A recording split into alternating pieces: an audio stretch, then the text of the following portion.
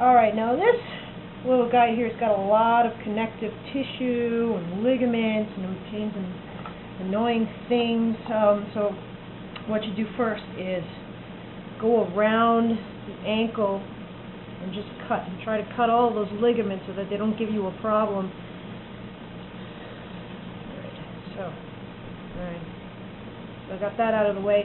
Now what I like to do is just kind of slice off some of it. This one's actually pretty easy.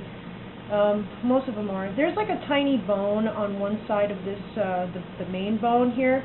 So just be aware of that bone, because the last thing you want to do is prick yourself with that little bone, because it is very long and thin and hard, like a bone, and you can potentially prick yourself.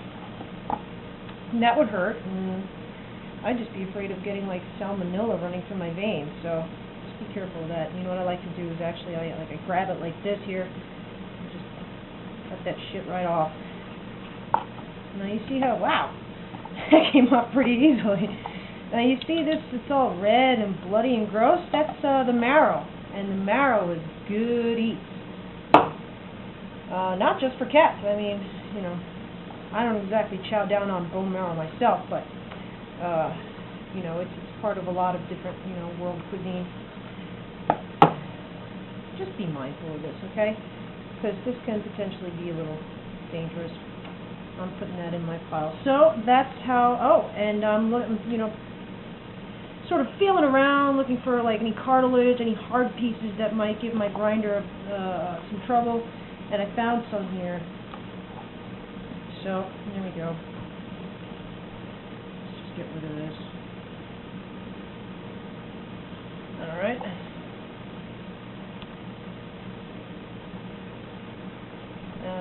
I have a little tiny piece. You know, this is cartilage, and like a lot of it is, you know, potentially a pain in the neck for your grinder, but a little tiny piece like this isn't going to be that bad, because, I mean, it is soft.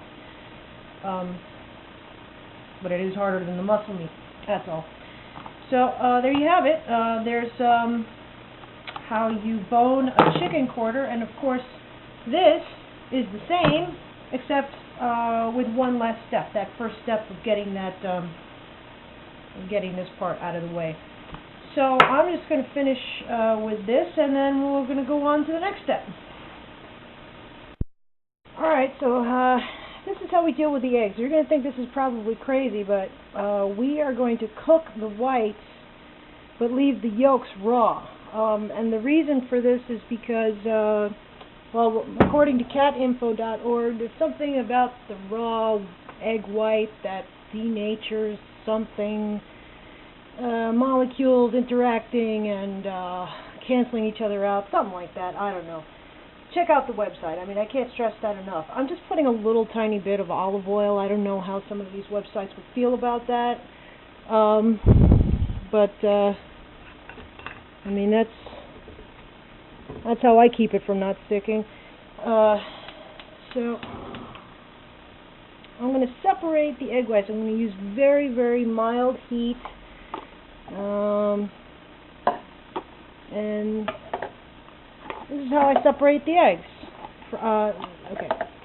Now I have, you know, I'm going to put the yolks in this here thing, and the whites, once they're cooked and they cool off, they're going to be going in there too. I'm just going to keep it all in one container, put it right next to the container of bones and container of meat, and then we'll deal with the whole thing tomorrow. So here, I just cracked the egg on the countertop.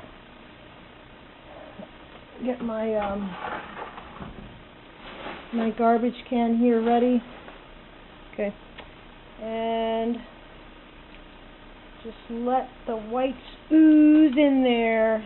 And I kind of just use my hand as a sieve. I mean, you know, you could use the egg yolk, but I tend to find that sometimes the jagged edge of the shell breaks the yolk, and then you know, you got a big mess on your hands. So I just do it like this. Now, it's for a single batch, it's 2 eggs. For a double batch, like I'm making, you would double that to 4. So I'm using 4 eggs here.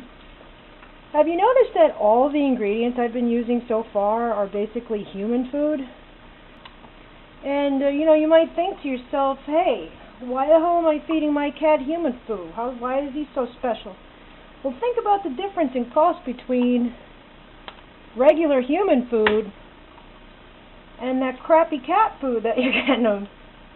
A double batch will last both of my cats about 10 to 11 days, which means if you make a double batch, it's going to cost, and you only have one cat, that's going to last about 20-something days. That's almost a month. And, 5 pounds of food at near me at my meat market, leg quarters are about 99 cents a pound. 5 pounds is $5. The most expensive thing that you're probably going to buy is the vitamins, but the vitamins last a long time, and in the long run, you're really saving a lot of money.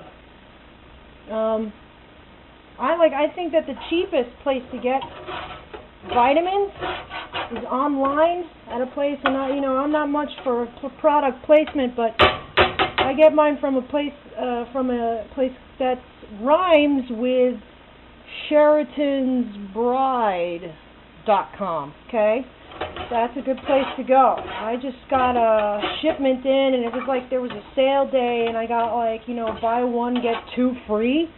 And it was 21-cent shipping. I'm telling you, it's phenomenal. It's so much cheaper. It's just a little, it's a little work. But if you separate it out, between days, it's really not that bad. So, this is pretty much done. So what I'm going to do is I'm going to shut off the heat. Probably just going to flash freeze it. I mean, just put it in the freezer for a minute or two just to cool down real fast, and then just dump it in here with my yolks, put the lid on it, and then put it in the fridge, and we're done for the day. All right, see you tomorrow.